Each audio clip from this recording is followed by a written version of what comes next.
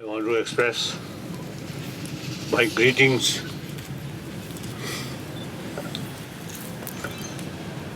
I often used to telling people, Indian,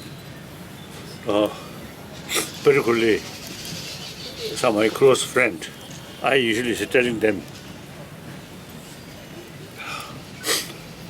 this physical, not Indian,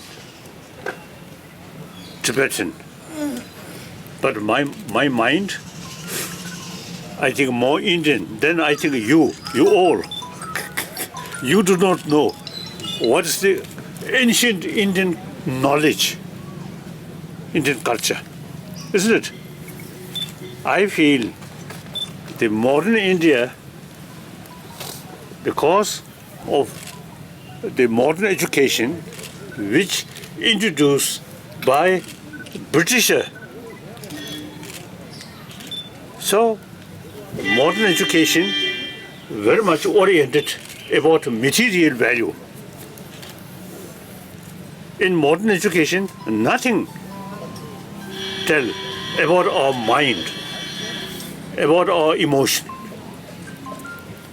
This country, ancient Indian knowledge is shamatha, single-pointed meditation, and vipassana, analytical meditation.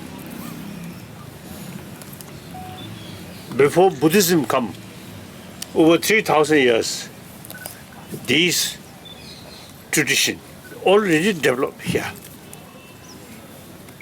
So I found this knowledge, not only ancient one, but very, very relevant to today's world. So, as a, then since now I spent major portion of my life in this country. I reached India, my age 24. Now 83. So major portion of my life spent in this country. So spiritually, mentally, I'm Indian. Then physical also survived with Indian dals, Indian chapati. Therefore, I consider I'm son of India. So with that background, I want to greet you. Then usually is wherever I go, I always keep in my mind, I am just one human being. Entire 7 billion human beings are actually our brothers, sisters. And that I feel very important. Now today, a lot of problems which we human beings created. You see, this problem, you see, with too much emphasis on the level of different nationality and different religious belief. So these are secondary level of differences. Fundamental level, we all same human being. When we born, 7 billion human beings, same way. All 7 billion human beings survived with mother's milk, mother's affection. Same, no differences. Eventually, I think because existing education very much oriented about material value, not talking about inner value, then you see too much emphasis nationality, different religious tradition, and these conflicts you see happen. So the only way to reduce this conflict in secondary level of differences, we must go deeper level, we are same human being. So I always say, as a Buddhist monk, practitioner, we say entire sentient being are same. And then, no question, also the sentient being on this planet, same, who want happiness, do not want suffering, and then the other animals, birds, no language, only human being.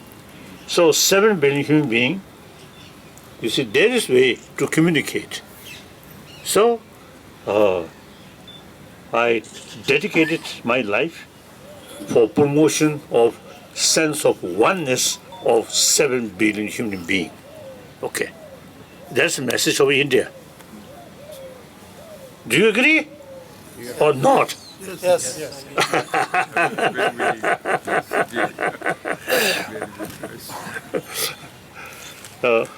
Then the second, I am Buddhist, as I mentioned earlier. I really admire over 3,000 years in this country, different religious tradition developed. So there are different religious tradition which homegrown. Then from outside, Judo-Christian come, Islam come, and very ancient time, Zoroastrian come.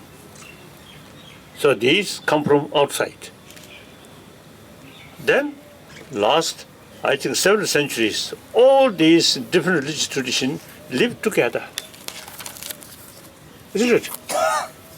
So a person who spent major portion of my life in this country, in this country, you see, we never heard, you see, killing due to different religious faith.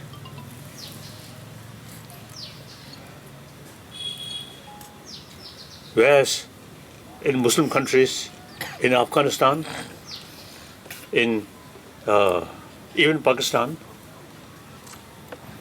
and then Syria, in these areas, same Muslim, but because of Shia and Sunni killing each other.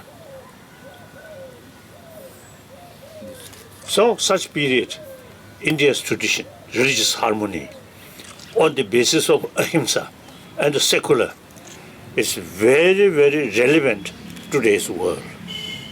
I have full conviction all major world religious tradition can live together harmoniously, because over billion populated nation, these different religious traditions live together harmoniously, possible. Therefore, other country, this should be possible, religious harmony. So that's my second commitment. Then third, about Tibet. Since 2001, I retired from political responsibility. We already achieved elected political leadership, so they carry. My main now is my main responsibility is preservation of Tibetan Buddhist culture and Buddhism. Then environment. Tibet, sometimes I describe Tibet is supplier of water to India. Brahmaputra and Ganges and Khasare.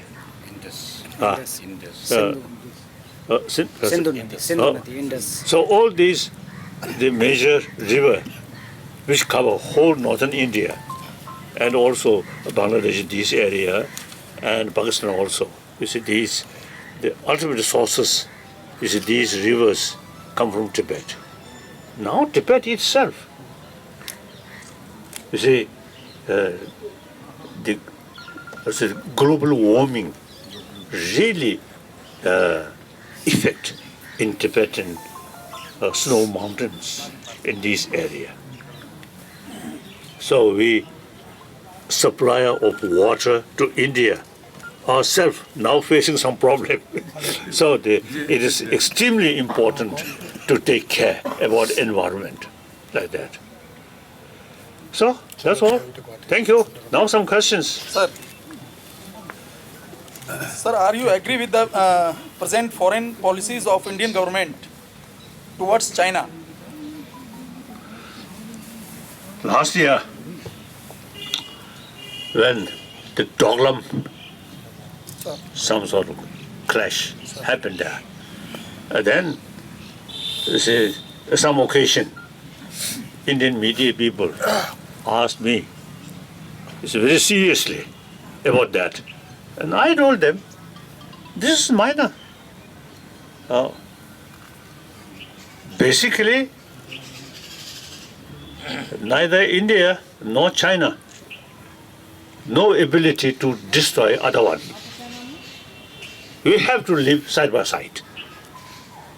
So therefore, these small problems is quite so possible and happening. But basically, India needs China. China needs India. So ultimately, Hindi Chini bye-bye. That's the long run. That's the goal. India, China, economically, population-wise, and these two nations, very, very important. Then spiritually, Buddhism is one of Indian religion. The China, Buddhist country. Now today, China become the the greatest population of Buddhists in China. Now, nearly 400 million Chinese following Buddha Dharma, particularly Nalanda tradition. So, I think spiritually, historically, and realistically speaking, you see, much better live happily, harmoniously. If you can defeat China, then go ahead, destroy China. Impossible. Similarly, China also is impossible to destroy India. So much better. I think in a family, father and husband and wife, occasionally some fighting, but you see, for mutual benefit, have to live together. Isn't it? I think like that. India and China, peaceful. Then Pakistan problem automatically reduce. I feel that. Okay. Next question. Sir, what is the difference between Tibet and China, Tibet and Kashmir issues? Since I think many years ago, the Kashmir lunji given Pola Chikasa. Not working. Dimare, Tingyal, Pergan, Gojishikudu, Suri. One ancient, you see the Indian foreign minister, Kajit. Salman?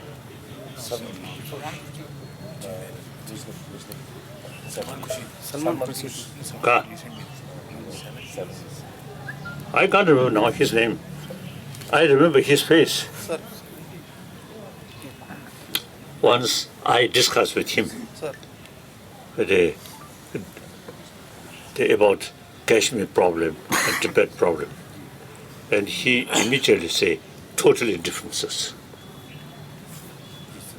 In ancient India, the small prince sort of kingdom. The modern India as a union,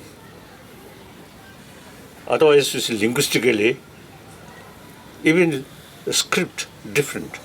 South India, Tamil language, or Malayalam, like that. And East, different. West, Punjabi, different. So, you see, the different language, different script, but all live happily this union. So, then Kashmir, the one problem the king Hindu, the people lot of Muslims. So sometimes this is some problems. Sir. And then the main problem is due to Pakistan. Sir. I think the Pakistanis, sometimes you see, they consider India is their enemy. It's totally wrong. Some Indian also, you see, feel Pakistan is something negative. Wrong. You have to live side by side. You know, the Bino Babaji, Kasa, Bhutan, Bhutan or something, Bino Babaji. I met once, and then some of his followers, he told me, Bino Babaji have some idea. A, B, C, India, like that. That means A, Afghanistan, B, Burma, C, Sri Lanka, then India, Pakistan, some kind of union, federation. If that long, far-sighted sort of thinking materialize, today I think Afghanistan must be much more peaceful. Then Pakistan also like that. So now time come, we have to think greater sort of, or say the far-sighted and greater sort of vision. Like India, different state, some Tamil Nadu, you see, they say Tamil language is much better than Hindi. I was told, I heard, whether true or not, I don't know, some Tamil people is reluctant to carrying this Indian national anthem. I heard. But I think 2 years ago, I was in East India, say, Manipur. On one occasion, meeting with media, some media people asked me Manipur's independence. Then I told them, oh, your sort of a small community, small state become independence. Emotionally, you may feel some sort of also say, now we are independent nation. But realistically speaking, no value, much better remain within India's union. That's my view. I always admire the European Union. And the main sort of member state, France and Germany. These two nations, in the past, First World War, fighting each other. Second World War, fighting, killing, arch enemy. But then, after Second World War, both sides, use their sort of, I think, wisdom. It's much better live together and create some kind of union. So, the German Chancellor Adenauer and French President de Gaulle, during wartime, arch enemy. But after new reality, then they create European Union. So, obviously, since the European Union started, last few decades, that continent much peaceful. If European Union not develop, I think last few decades, I think some killing. I think very possible to happen. So because of that, regarding Tibetan issue, historically, according to Chinese history books, 7th century, 8th century, and 9th century, three independent nations, China, Chinese emperor, Mongol emperor, Tibetan emperor. Three equal independent states. According to Chinese literature, Chinese history book. I have many Chinese friends, so some historians. they clearly say, since Tang Dynasty till Manchu Dynasty, in Chinese literature, never mentioned Tibet as a part of China. Not that. But, you see, we have to think the more realistic way. So, the separation from China, not necessarily benefit to Tibet. Remain within the People's Republic of China. Economically, we get much benefit. Same time, as I've already mentioned, among the Chinese, millions of Buddhists there. These Buddhists, they really, interest about Tibetan Buddhism. So many of them follow Tibetan Buddhism. So, remain within the People's Republic of China. Not China, but the People's Republic of China. One time, Narasimha Rao told me, distinction, part of China and autonomous region of People's Republic of China. He made distinction.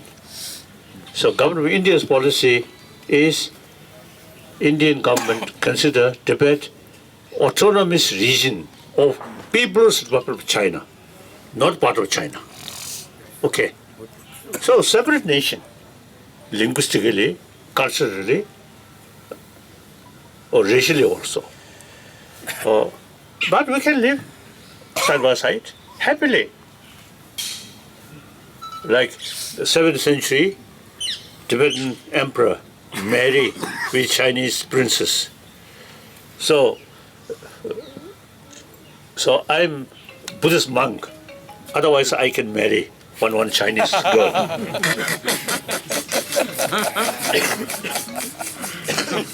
Okay. So therefore, I think we must think. Now we are 21st century. We should not repeat events in 20th century. Small nation killing each other, fighting each other. That's gone. That's short-sighted, narrow-minded, unrealistic. So I think Indian, like Mahatma Gandhi ji and those, I think the great leader, I think their vision. At Mahatma Gandhi, I think totally against the partition. Wonderful, wonderful. So if you see the India, Pakistan, and Bangladesh united, you see, every nation, you see, got much benefit. Like that. In reality, Pakistan cannot destroy India.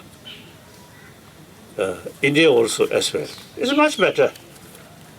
And Pakistan, China, quite the politically there's some reason to remain close. So therefore, you see, India also difficult to destroy Pakistan.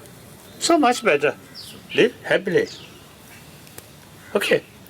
I feel if we think emotionally, Hindustan, Pakistan, and similarly with Tibetan, Chinese, if we look from narrow-minded or short-sighted, that's mainly emotion.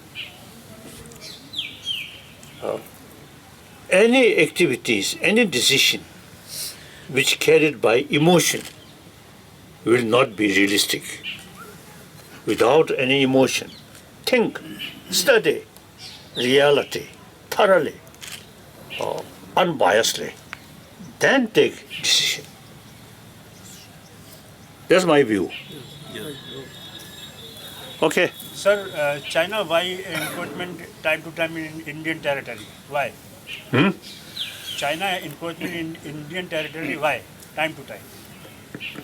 China. In ancient, you see, Chinese territory is alongside of Not Yellow River. No, wait. Yellow River, Yangtze.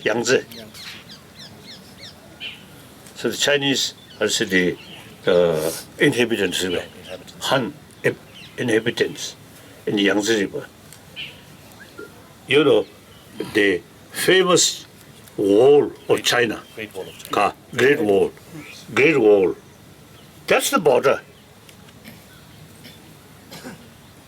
Northern side of that, beyond that wall, Manchu independent nation, and the Mongol independent nation, the west Tibetan independent nation.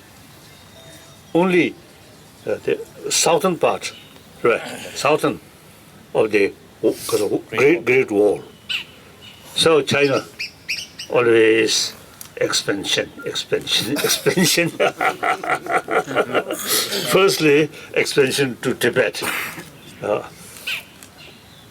I think early 20th century, China is make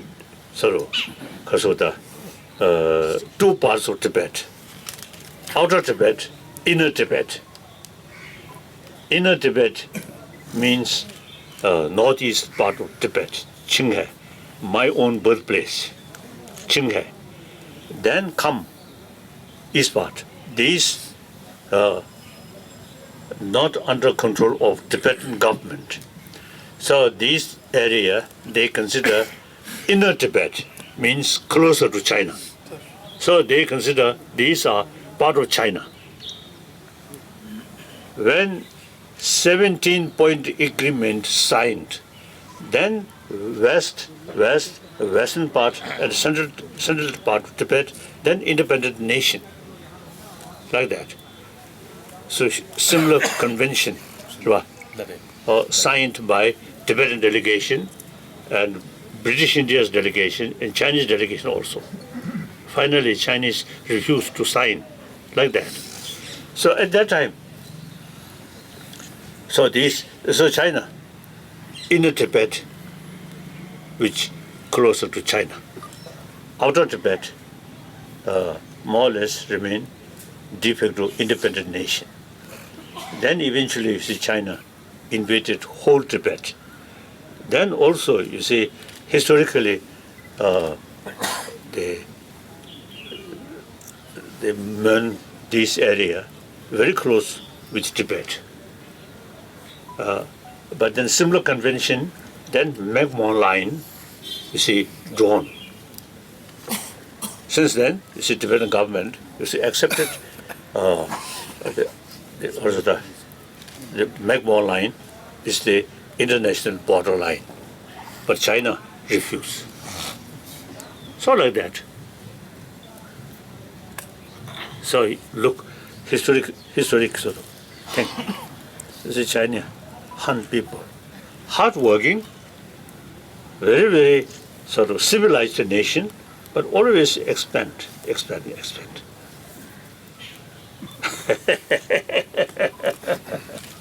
Why Tibet is not coming up like Kashmir? What? Why Tibet is not coming like Kashmir and international forum? Kharsa? क्या समझे किस तरह से? Why Tibet is not coming up like Kashmir and international forum? 1950, Sir, first Chinese invasion start.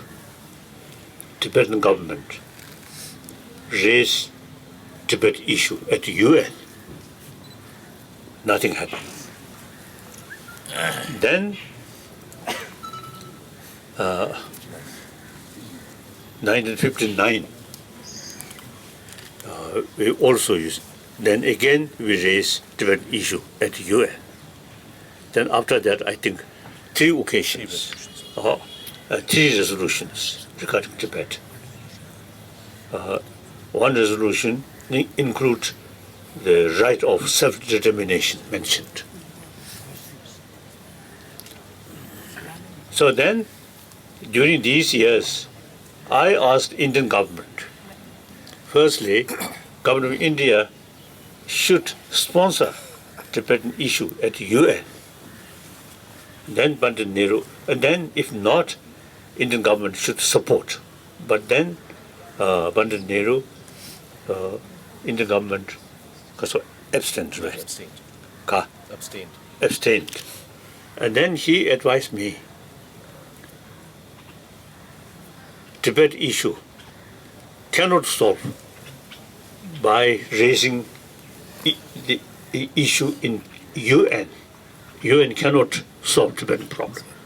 Tibetan problem, you have to negotiate directly with China. And then Pandit Nehru also used to mention America will not go to war with China for liberation of Tibet. Pandit Nehru, very wise man, very experienced, and very, very helpful. Since I met him 64. 54. Or 54, when I was in China. Nehru also come there, and we met. Then 56, during Buddha Jayanti celebration, we have several meetings and a lot of discussions. So, and 56, we more or less decide not to return to China or Tibet. But then Pandit Nehru advised me, better go, return to Tibet, and on the basis of 17-point agreement, you can carry struggle within Tibet.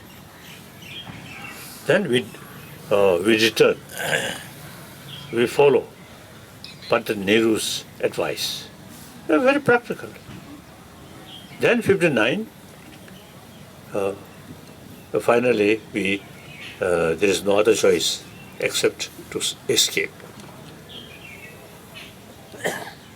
Then I was told on the former, I think Deputy Secretary of Foreign Ministry.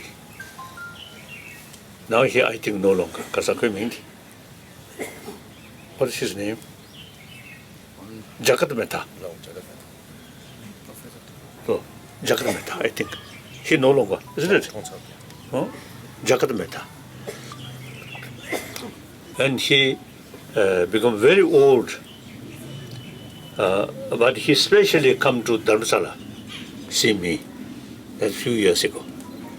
And he, main purpose come to see me is, you see, he want to make clear what happened 1959 at the cabinet meeting. Krishna Menon, Defense Minister, when Government of India received information, Dalai Lama left from Lhasa, now going towards India. Then one meeting, cabinet meeting, the Krishna Menon or the Indian government should not give asylum to Dalai Lama because quite delicate relation with China. Then Pandit Nehru, at that meeting, he decided, no matter what other consequences, we have to accept Dalai Lama. He told me. Like that. So, some sort of sensitivity about Tibet always there. Sir, what is the difference of issue of Tibet and Kashmir? Both are same or different? Oh, now I remember the name, Mr. Chakla, Foreign Minister. So I discussed about the Kashmir problem and Tibet problem. Then we didn't go through detail, but he immediately said, totally different. What is the difference? You already answered the question. पहले जवाब दे दिया था ना उन्होंने जब question उसी में आ गया already I think you should study more about Tibet history or Kashmir history. Then you will know. Do you feel that, the circularism is facing challenge? Huh? Secularism. Do you feel that circularism is feeling challenge?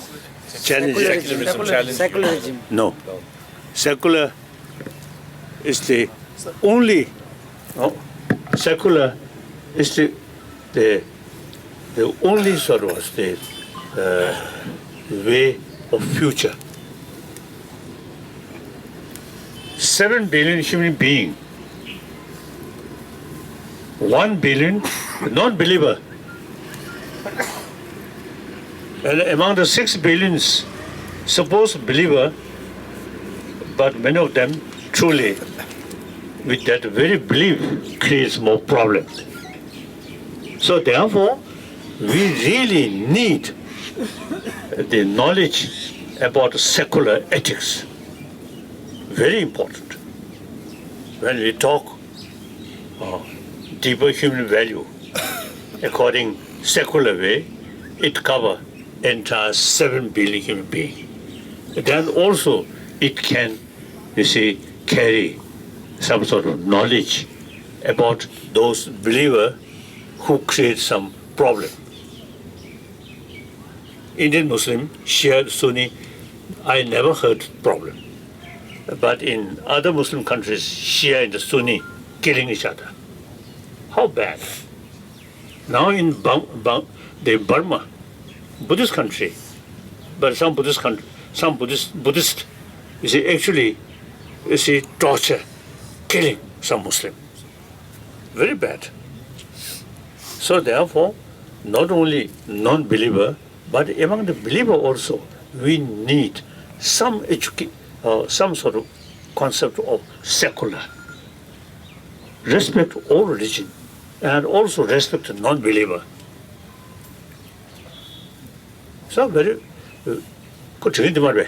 so it is very relevant. I think 6 billion human beings, 6 billion human beings, 6 billion believer. But sometimes their belief create more problem. So these people also need some education about secular ethics. Then, no question, those non-believer, about 1 billion. Very relevant is knowledge about sort of secular ethics. So these days, I telling in our education about hygiene of physical, there we consider important. Now we need time, we need the hygiene of emotion, very important. Hygiene of physical, you see, develop knowledge how to take care of your body. Healthy body, but too much emotion here, that person will not be happy, isn't it? So, healthy body, important, as well as healthy mind, very important. So this also, according to Indian tradition, secular way, not based on religion. Okay. Like that. Sir, is there any possibilities of freedom of Tibet in your life? Now that, I think China, firstly, People's Republic of China, as the Narasimha Rao mentioned, you see, Xinjiang autonomous region. Now today a lot of problem there. And then autonomy, also the Inner Mongolia, and Tibet autonomy. All that. We are, since 1974, we decided not seeking independence, not seeking separation, but remain within People's Republic of China, and all the area which Chinese constitution consider or recognize as a Tibetan area. So Tibetan autonomy, Tibetan district, Tibetan prefecture, like that. So all these area which constitution recognize as a Tibetan area should have same right for preservation of our culture, our religion, our language. Then autonomous, the previous Tibetan government, under Tibetan government jurisdiction, population around 2 millions. The others are part Tibet, like my own birthplace area, this Tibetan area. So all these population in this area altogether about 4 millions. 4 millions. So altogether 6 million, like that. So therefore, it is, you see, very important thing. Entire Tibetan area, which Chinese constitution recognized as a Tibetan area, they should have same right. So then, 6 million Tibetan. Isn't it? Huh? ठीक है बस हो गया Thank you. Thank you.